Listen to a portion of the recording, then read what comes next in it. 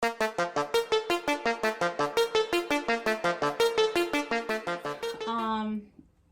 it's very, um, how can I say it? It's a story that really makes me very sentimental. Um, and it's something that really traumatized me. Um, and you guys will see why in a bit. I'm not gonna get too much into the story of, you know, of why it's sentimental, and I'm just gonna briefly, so that you guys can understand. Back in 2008 or 2007, December of 2007, it was Christmas Eve. I had gotten out of work early because it was Christmas Eve. They let us out early, and my daughter, she was complaining about a bump on her shin, and at first I thought, oh, it was probably a bruise, right? Because they play soccer and stuff, and she was saying that it was hurting, and I just kept thinking, oh well, let's put ice on it, and so as time went by, it started to get bigger, and I started to get really concerned because it started to hurt her more. So, I was able to get an appointment urgently on Christmas Eve there at the pediatrics. And so we went, they called us in, they checked her, and, they took x-rays. And just to make it short, they came out and told me that we had to go to the children's hospital right away because they thought it was cancer, a cancerous tumor. And wow, that was the most horriblest thing that you can hear on Christmas Eve, on any day really. But and she was little, she was like 8. No, I'm sorry, I think she was like 10. I remember I felt like everything just fell to my stomach, like horrible. Like I just didn't even know how to react, And my daughter was there, and we both started crying.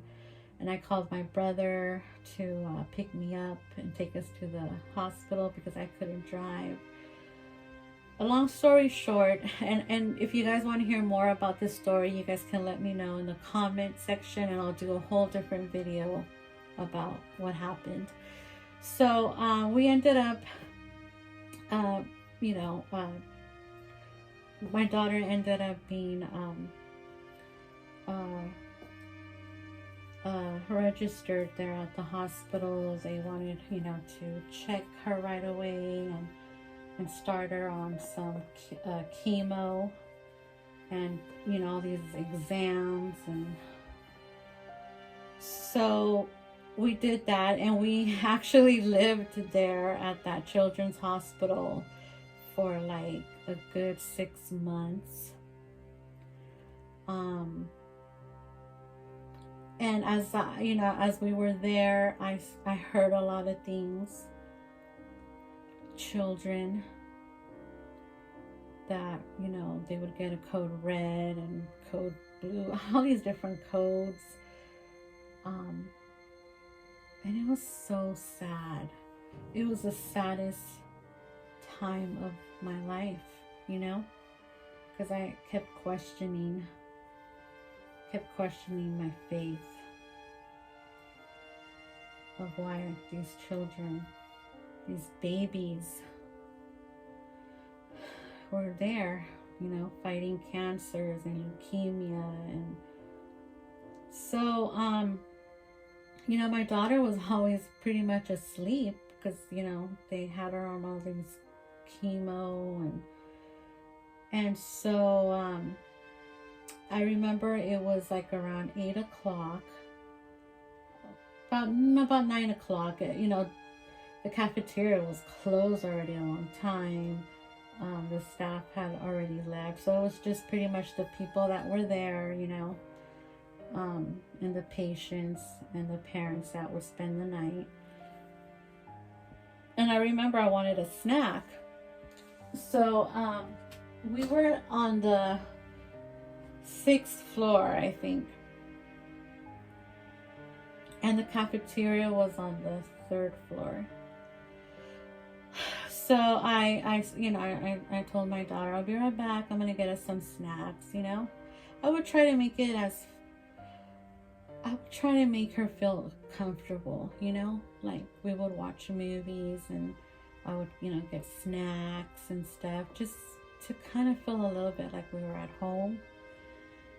So I was gonna get some stuff from the vending machine. When I got out of the elevator, it was like ghost town. Nobody was there. Like, you know, and these are like huge hallways, okay, like long hallways.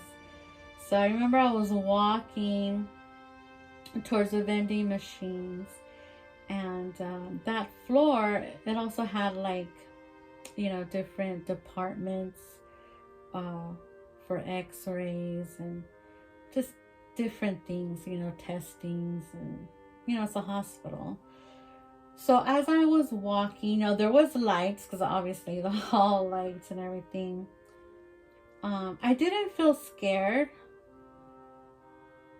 you know, walking by myself and no one was there at all.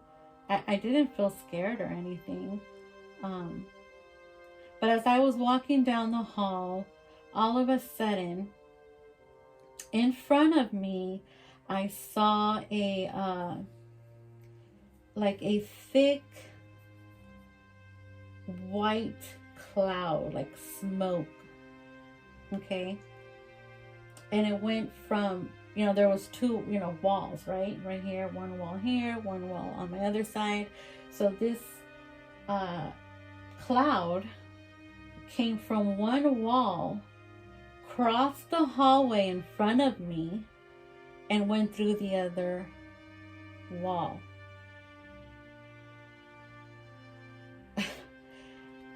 And I was like, what was that? You know, like, I was like, oh my God, was that a ghost? Like, you know, like, it couldn't have been smoke. It couldn't have been vapor. It couldn't have been none of that, because there was nothing there that would produce such material, or whatever you want to call it. You know, there's no way.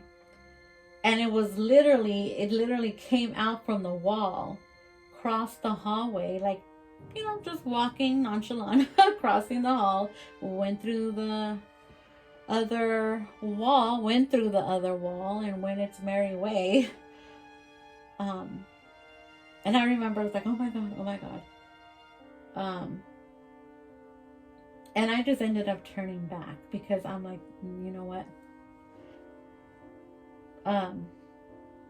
Where the vending machines was a bit more darker, and I was like, you know what? I'm not really afraid of that, because they're, you know, they can't hurt you.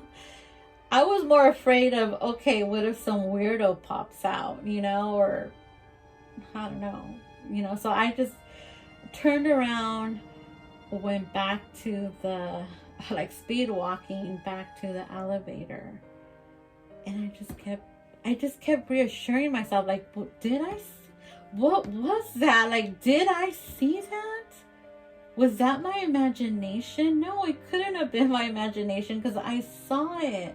Like, I literally saw it in form. Like, it was white. It was thick. It wasn't see-through. It was like a just like this form, like a floating cotton ball, but stretched out. And I started to say, you know what? I started to think, I'm at a children's hospital. Children die here every day. I don't know how, probably like every hour or so,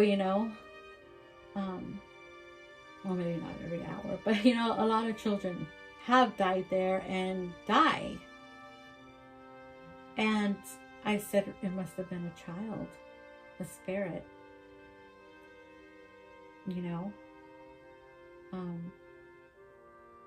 and like I said, I wasn't scared. I don't know, I just kind of wanted to go back to my daughter, and I remember just going back and seeing her there, and I just got so scared because, so many children pass away at those hospitals. And I'm sure, there's a lot of ghostly activity maybe that other people may have seen.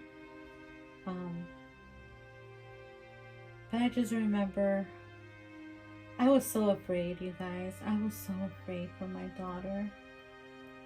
I was just so afraid. And seeing that it just made me feel like, what if my daughter passes away, like, oh my God, I ended up getting PTSD from that whole experience. Hearing children crying, screaming. It was like pure nightmare. Okay, it was a pure nightmare hearing those children. And some of them were there by themselves because their parents had to work. And it's just, I don't know, it's just seeing all of that just made me question a lot of things. A lot of things. And since then, I, started to lose my faith, because I just can't believe that some God that can make it, can totally, heal those children, those babies, in a snap of a finger. He doesn't. And,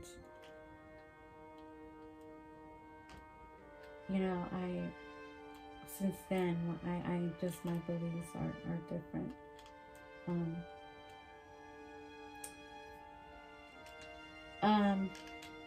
I'm just happy that everything came out fine. And, like I said, that's a whole different story. And if you guys want to hear more about it, you guys can let me know. I'll make a different video. But that was my ghostly encounter at the children's hospital. And look at how cute he looks. I love corduroy. I love that material. And oh, he just looks so cute. And you know what? This fits some kind of tight. What size is this?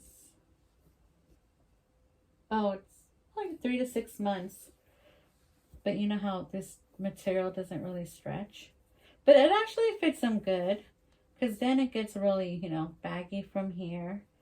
But he looks so adorable. So I'm going to comb his hair. I'm going to put his little shoes back. Because I think these shoes are just so cute. He does have some other booties that I had got him.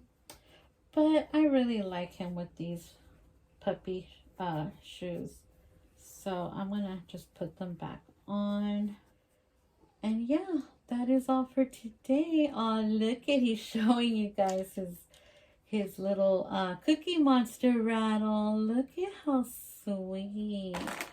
And of course, his little blankie. Oh, look at his little blankie. How cute. But yeah, that is all for today. I will see you guys next time. Bye-bye. Say bye, Benji. I don't know. For the next video, he might have a different name. Say bye, Benjamin.